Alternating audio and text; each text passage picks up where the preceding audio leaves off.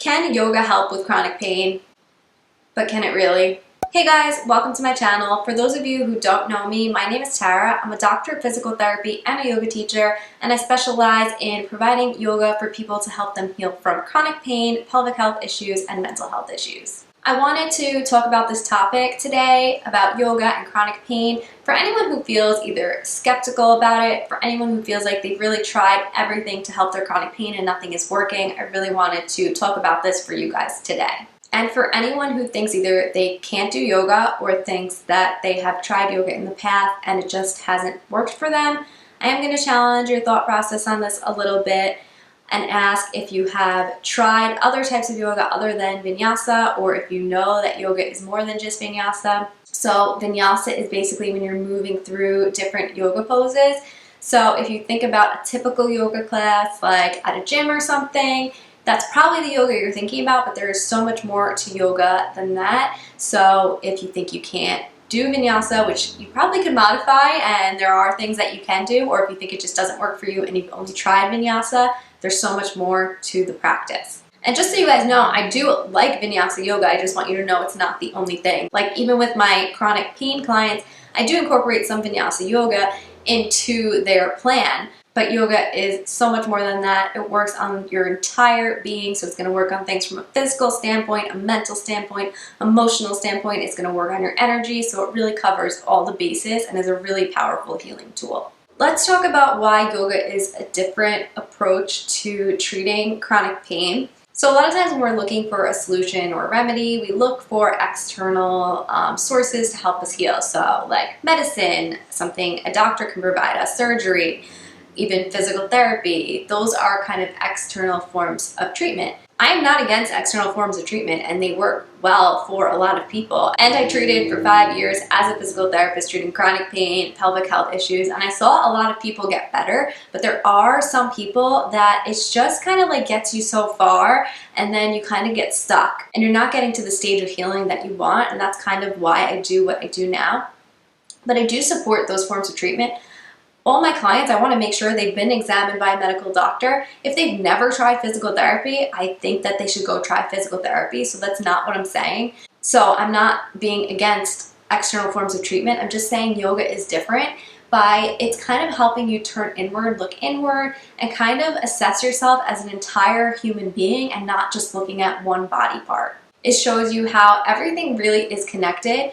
And as a physical therapist, a good physical therapist will tell you that the whole entire body is connected. So if you're having pelvic pain, we're not just going to only look at your pelvis, we will look at other parts of the body. Yoga takes that into consideration and then also takes into consideration how your mindset is affecting your pain, how your emotions are affecting your pain, how your energy is affecting your pain. So it really takes into account everything. So it doesn't happen immediately, but when you really do get immersed into a yoga practice, you learn how to turn your attention inward and be able to assess yourself and what's going on with you. This does teach you how much power you have over your own healing, and that's not to be like a scary thought. It should be empowering that honestly, you probably have more power over your healing than you think. So I'm sure everyone wants to know if yoga will get rid of their pain 100%. And can I guarantee that everyone will be 100% pain-free? No. Will any of us be pain-free throughout our entire lives? No. Things come up. We're human. We're going to have pain every now and then. But yoga can drastically reduce the amount of pain you're in, and it can help you break your cycle of chronic pain. With that being said, you really need to really embrace the yoga lifestyle, like just going to a yoga class once, twice a week. Maybe you meditate once every other week.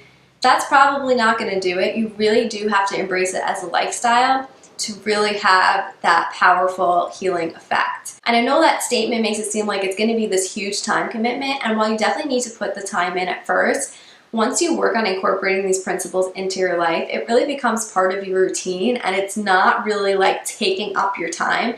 And it doesn't mean that you need to practice yoga like every day for an hour. Doing something for 5 to 10 minutes in the yoga practice, like meditating, doing some breath work, that could count as your yoga practice. And even though it says, okay, yeah, it's every day, but it's 10 minutes of your day. I'm sure you could find 10 minutes in your day to do something that'll benefit your mind, body, and soul. It'll probably make up time other places because you'll be feeling good overall. So don't let that scare you away. Let it really motivate you that you really need to take this practice seriously. So you may think, okay, I'm doing my yoga practice, so I'm either going to do some vinyasa, I'm going to meditate, I'm going to do some breath work, some restorative work, but it's really more than that. When you do the work of those things I'm talking about, yoga really starts to help you just be able to navigate through life better and be able to stay in a more centered state. So obviously there's always going to be ups and downs in life, and yoga is going to help teach you how to really remain in that centered state through the ups and downs. Another thing that I hear a lot of people who suffer from chronic pain thinking is that they're not flexible enough to do yoga, because a lot of times chronic pain does come with muscle tightness. One, yoga will help improve your flexibility, which will be beneficial. Two, there's no rule that you need to be flexible to do yoga.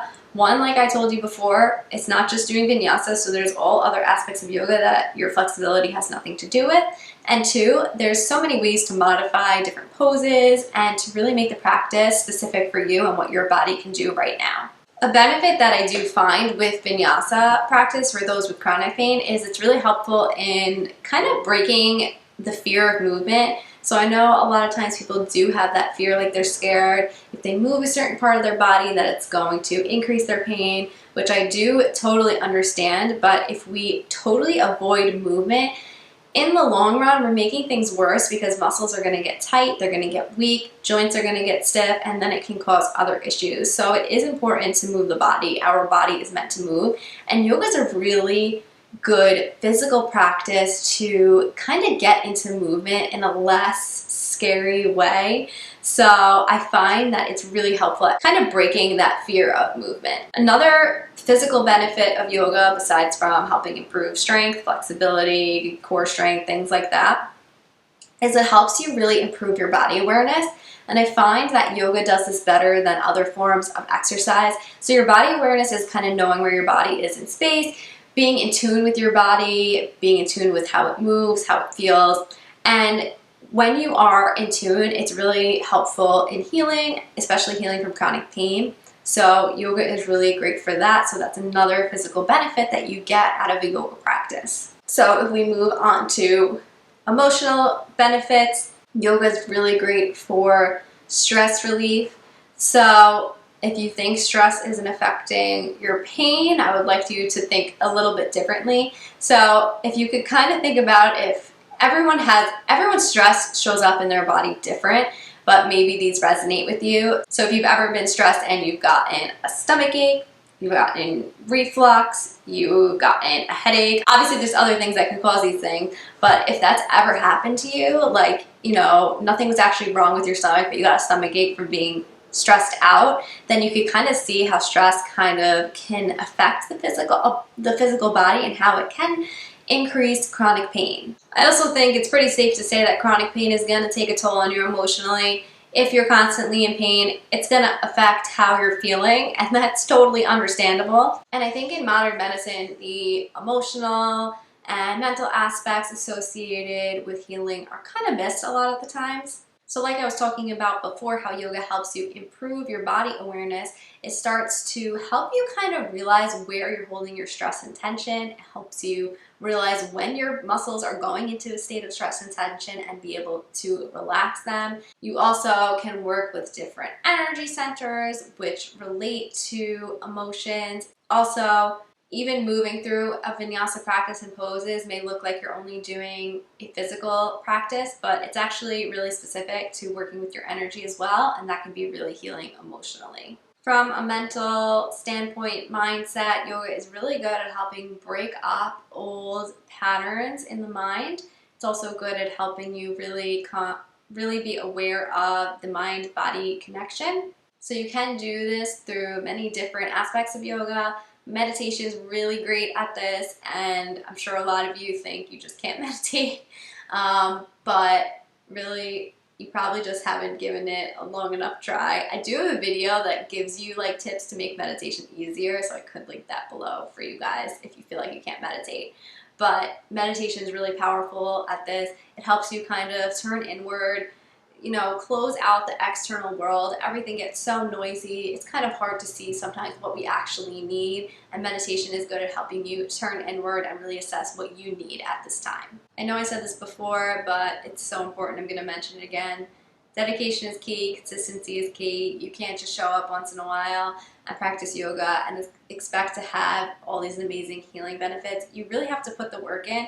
Like anything else in life, you know, rarely does the easy road get you to an amazing outcome. But when you really put the work in, you know, there can be pretty amazing outcomes on the other side. Also, your mindset going into a yoga practice is everything. If you go into a yoga practice and you're thinking, this isn't going to work for me, why am I doing this? This is a waste of my time. It's probably not going to work for you.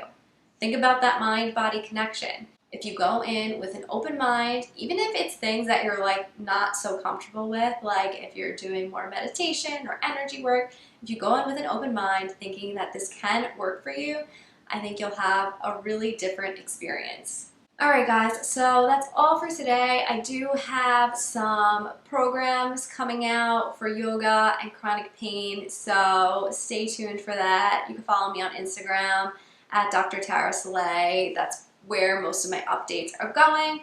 Okay guys, so I feel like I've kind of rambled on about yoga and chronic pain, but I hope that you found it helpful. I hope it changed your mindset. I hope you learned something new. But that's all I have for you guys today. Thank you guys for watching, and if you're not already subscribed to my channel, please hit that subscribe button right below me, and I'll see you guys in my next video. Bye guys.